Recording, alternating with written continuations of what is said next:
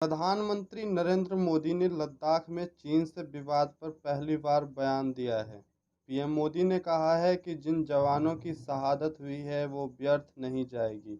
इसके साथ ही उन्होंने कहा है कि हमें अपने जवानों पर गर्व करना चाहिए, वे मारते मारते मरे हैं। बुधवार को राज्यों के मुख्यमंत्रियों के साथ कोरोना वायरस पर वार्ता के पहले पीएम मोदी ने चीन सीमा पर शहीद हुए जवानों को श्रद्धांजलि दी। पीएम मोदी ने कहा कि मैं देश को भरोसा देता हूं कि जवानों का बलिदान व्यर्थ नहीं जाएगा। उन्होंने यह भी कहा कि सैनिक मारते मारते मरे हैं। इसके साथ ही शहीद जवानों के लिए 2 मिनट का मौन भी रखा गया।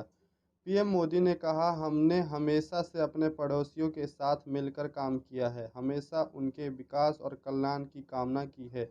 जहां कहीं मतभेद भी रहे हैं, हमने हमेशा ये प्रयास किया है कि मतभेद विवाद ना बने। हम कभी किसी को भी उकसाते नहीं हैं, लेकिन अपने देश की अखंडता और संप्रभुता के साथ समझौता भी नहीं करते। जब भी समय आया है, हमने देश की अखंडता और संप्रभुता की रक्षा करने के लिए अपना शक्ति का प्रदर्शन भी किया है, अपनी क्षमताओं को साबित किया है। पीएम मोदी ने आगे कहा, त्याग और तपस्या हमारे चरित्र का हिस्सा है, विक्रम और वीरता भी हमारे चरित्र का हिस्सा है। देश की संप्रभुता और अखंडता की रक्षा करने से हमें कोई भी रोक नहीं सकता। इसमें किसी को भी भ्रम नहीं होना चाहिए। भारत शांति चाहता है, लेकिन भारत उकसाने पर हर हाल में यथोचित जवाब देने में सक्षम है। और हमारे दिवंगत शहीद वीर जवानों के विषय में देश को इस बात पर गर्व होगा कि वे मारते मारते मरे हैं।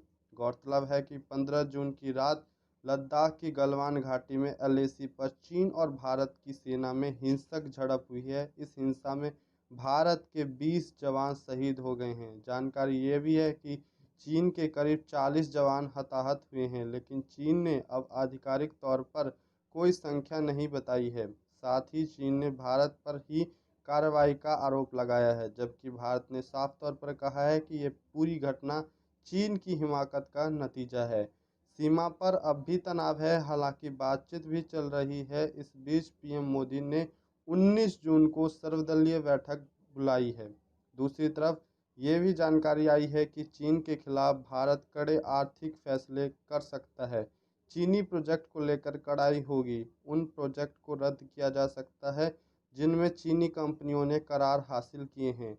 इनमें मेरठ रैपिड रेल का प्रोजेक्ट भी शामिल है, जिसकी बिड चीनी कंपनी को हासिल हुई है।